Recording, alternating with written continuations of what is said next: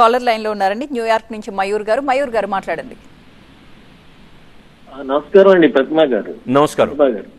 నమస్తే అండి, మాట్లాడండి. సార్ నమస్కారం సార్. కృష్ణసాగర్ గారు నమస్కారం సార్. నమస్కారం సార్. ఒక జస్ట్ ఓన్లీ 2 పాయింట్స్ సార్. ఏంటంటేనండి, మొన్నటి వరకు తెలంగాణ ఎలక్షన్స్ అప్పుడు మోడీ గారు వచ్చారు, ఈవెన్ ఆయన హోమ్ మినిస్టర్ షా గారు వచ్చారు, అందరూ అన్ని కూడాను ఇంకా కంపల్సరీ మేము వచ్చేస్తున్నారు. కానీ మీకు 115 అవుట్ ఆఫ్ 115 ఎంతకో మీకు పోటీ చేయలేకపోయారు. మరి అదెందుకో నాకు అర్థం కాలేదు. మరి అంత పెద్ద పార్టీ, నేషనల్ పార్టీ అన్నందుకు మీరు ఎందుకు చేయలేకపోయారు అంత స్ట్రాంగ్ హోల్డ్ ఉన్నప్పుడు? అదొకటి. కాకపోతే ఇలాగే కాంగ్రెస్ వచ్చింది, కాంగ్రెస్ వాళ్ళు వచ్చారు, సోనియా వచ్చింది, ఎవరు ఆవిడ ప్రియాంక వాళ్ళు వచ్చారు. ఇమీడియట్ గా వాళ్ళు ఎట్లయితేనే వాళ్ళు గవర్నమెంట్ ని వాళ్ళు ఇచ్చేసుకున్నారు, వాళ్ళు ఫ్రేమ్ చేసుకున్నారు. కానీ అంత వాల్యూ కూడా అంటే ఇప్పుడు మోడీ గారికి లేకుండా పోయిందా? First thing sir. Next thing is that మొన్నే రీసెంట్ గా ఒక మోడీ గారిది ఒక ఇంటర్వ్యూ ఒకటండి, మామూలుగా ఒక ఇంగ్లీష్ జర్నలిస్ట్ ఇంటర్వ్యూలో జరిగితే ఆయన సమాధానం చెప్పకుండా వెళ్ళిపోయారు, మధ్యలో లిగిసిపోయి వెళ్ళిపోయారు. అంటే దిస్ ఈజ్ రిగార్డింగ్ విత్ ఆయన సీఎం కింద ఉన్నప్పుడు గుజరాత్ ఊసకోతల గురించి వాటి గురించి ఆయన క్లియర్ గా అడిగేటప్పటికి ఆయన ఏ సమాధానం చెప్పకుండా ఓకే నాకు పని ఉందని చెప్పేసి మధ్యలో ఇంటర్వ్యూని కట్ చేసి వెళ్ళిపోయారు. అంటే ఆయన అంత సమాధానం చెప్పుకోలేని తప్పులు ఏం చేశారనేది మాకు కూడా తెలియాల్సింది. మూడోది సార్, ఇంకోటి అండి, జస్ట్ చాలా సింపుల్. చెప్పండి, అయిపోయిందా? ఓకే. వారి పేరు మయూర్ గారు. లాస్ట్ క్వశ్చన్కి ఫస్ట్ ఆన్సర్ చెప్తాను. మీరు చూసిన వీడియో, అన్ఫార్చునేట్లీ మనం యూట్యూబ్ జమానాలో ఉన్నాం కాబట్టి మీరు చూసిన వీడియో దగ్గర 15 సంవత్సరాల క్రితంది. అది మోదీ గారు లేచిపోవడం అన్నది, ఒక ఇంటర్వ్యూ మధ్యలో లేచిపోవడం అన్నది, అది చాలా పాత వీడియో. అది కూడా అప్పుడే ఫ్రెష్గా మత కలహాలు జరిగిన సమయంలో తీసిన వీడియో ఇంటర్వ్యూ.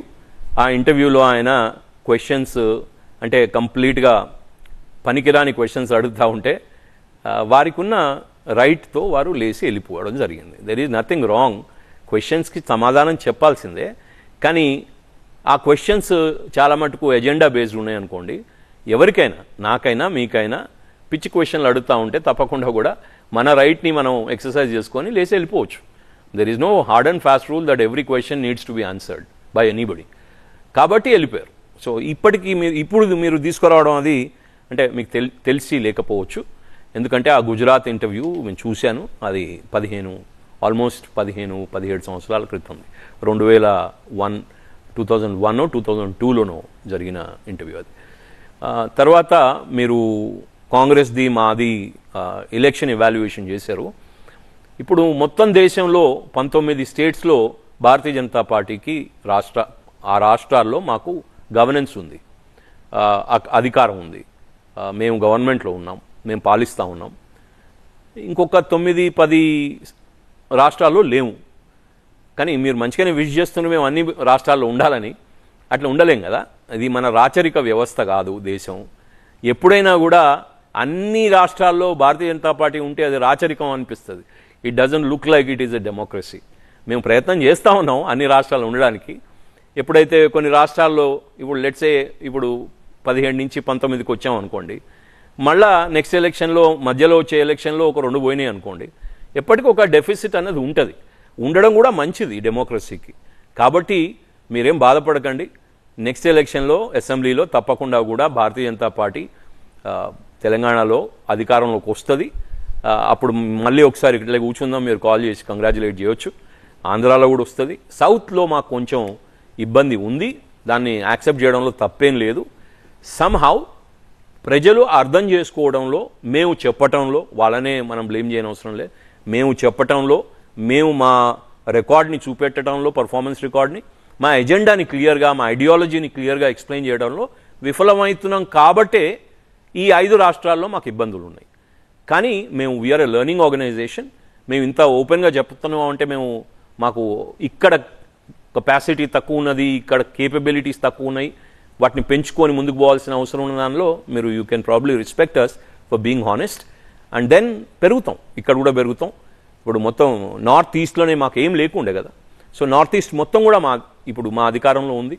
మా ప్రభుత్వాలు నడుస్తూ ఉన్నాయి అక్కడ. తర్వాత we had problems in west little. ఆ వెస్ట్ ఇండియా కూడా మొత్తం ఈరోజు భారతీయ జనతా పార్టీ ఉంది. నార్త్ అయితే ఎట్లా గట్టిగా ఉన్నాం. సెంట్రల్ ఇండియాలో కూడా చాలా పెద్దగా బలపడ్డాం, 1-2 రాష్ట్రాలు మినహాయిస్తే, నార్త్లో ఢిల్లీ మినహాయిస్తే. సో ఇట్లా వ్యాపించడం అన్నది, ఎక్స్పాన్షన్ అన్నది తప్పకుండా జరుగుతూ ఉన్నది, పెద్ద ఎత్తున జరుగుతోంది. ఇంతకుముందు ఏ పార్టీ వ్యాపించినంతగా వ్యాపించున్నాం. ఈరోజు Bharatiya Janata Party is the largest political entity in the world, not just India. So